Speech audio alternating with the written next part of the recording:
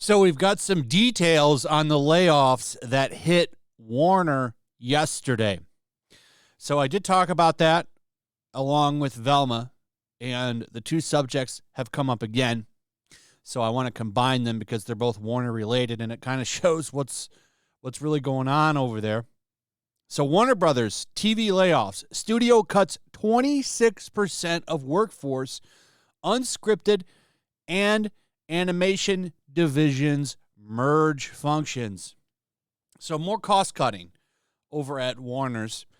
And some people are losing their minds because 26%, that's a lot of their workforce. And one area that got hit real bad was some workshop for up-and-coming diverse talent. So people are going insane about this because when you cut costs, stuff like this goes. Having something like that where you're looking for like new talent, that's kind of something you can do if you have excess money, which they don't have. A deadline revealed Monday that cuts would likely come down today, and we revealed earlier that Warner Brothers TV was shutting down digital production arm Stage 13 and its Warner Brothers Television Workshop, a key plank in finding and mentoring new and diverse talent. These cuts come with a number of structural changes put in place by Chairman Channing Dungey, particularly in unscripted and animation. She called the move incredibly difficult. As she pointed out, it's a tumultuous time in the industry. The television studio is the latest arm of Warner Brothers Discovery, forced to make cuts in order to save at least $3 billion after the merger overseen by David Zaslav. It comes after HBO and HBO Max laid off 14% of their staff, around 70 in August. The total number of employees losing their jobs is 82, some 19% of the current workforce, while Dungey and her team are also not filling 43 vacant positions. This means that there are a total of 125 positions eliminated. And while it might not sound by a lot, it might not sound like a lot, it probably doesn't, but the thing here is that, like, that's a lot of people that make up, like, a lot of executive and bigger positions there that run things. They're basically cutting down a lot of, like, heads that don't need to be there. A lot of companies have this. It's like corporate fat. You have all these people, like one person. Have you ever seen Office? I think it's called Office. It's Office Space. Really funny movie.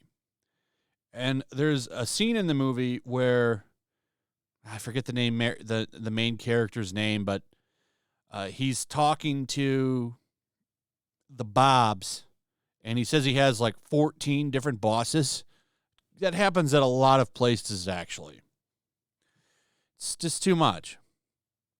So we talk about a lot of shows being canceled from the unscripted side, which is like the Jennifer Hudson Show, The Voice, Ellen DeGeneres shows, stuff like that. Those probably aren't canceled, but there's a lot of stuff that's going to go out there. Scripted, of course, getting a lot of cuts. Animation, we've already seen getting a shitload of cuts. But all this is going to be under one studio now, like one arm of the studio. So we'll see what happens, but it's just funny. All this is happening right now. All these cuts are coming. And then we have stuff like Velma come out on top of this. And Velma is currently at 202 dislikes. The funny thing about this is the likes have barely moved. They've barely moved. But the dislikes keep coming. This show has got massive amounts of backlash. It's funny. And it's going to get even worse as time goes on, especially when you look at all of these cuts going on over at Warner. Animation, particularly a part of this. And then you have more garbage like this coming out. This show's not going to make Warner any money. And nobody's going to run to sign up for HBO Max because of this show either. If anything, it'll probably lose subscriptions because of Velma. It's baffling to me that they're still releasing this. Unless they know something we don't. Maybe the test audiences were really good for Velma. I don't know. But when you look at the backlash to this show and what's coming, I mean, this show's going to get massive backlash. They've already admitted that Velma is into Fred. She's into Fred for this show. You've got outlets, as of yesterday, still writing stuff. This is Salon, by the way, worst of the worst. I'd never forget that they advocated for men who like children. They've tried to die on that hill several times, trying to justify that shit. So Salon is a garbage outlet, but they're still writing articles like this, why it matters that Velma has come out and how it's different from Dumbledore. This outlet and many others are going to write tons of articles once Velma starts flirting with Fred in the new Velma show, because it's going to fly in the face of their big announcement, and it's already happening. A Velma accused of queer baiting, not gay but straight, in Mindy Kaling's series. The LGBTQ community isn't at all happy with the Velma HBO Max series. Now, the backlash to this is there, but it's going to be 100 times worse for Warner when this show comes out. Because when the show comes out,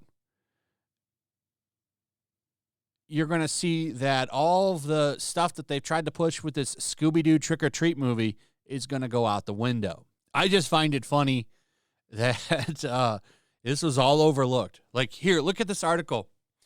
A producer on various Scooby-Doo projects also confirmed Velma is gay and not even bisexual. I've said this before, but Velma in Mystery Incorporated is not bi. She's gay.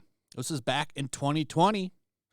But now you've got the official Velma account. There's the check mark. My secret crush on Fred has everything to do with Glenn Horton's casting.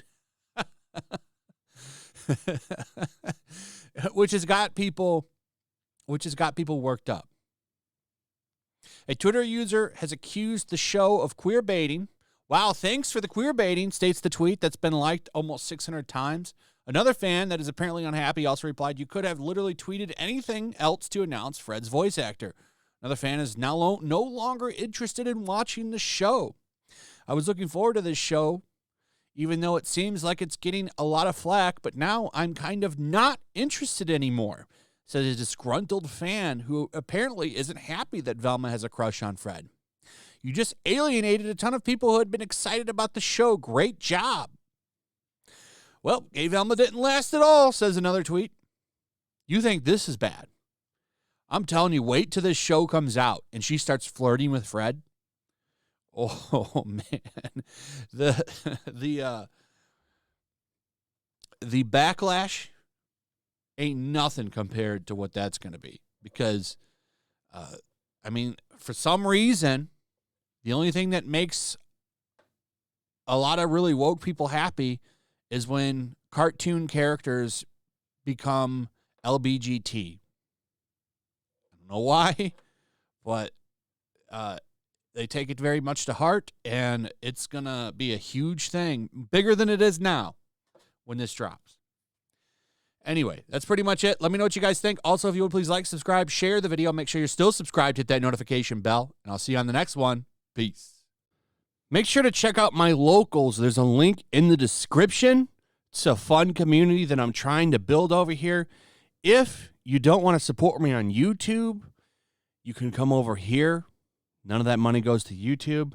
You also can just come over here for free. But if you are a supporter over here, I do plan on doing an extra live stream once a month and throwing links to the supporters so you can actually come on and have a supporter live stream with me. Also, it's a good place to catch all of my content. You don't have to worry about notifications like YouTube. They'll definitely work over here. So come check out my locals.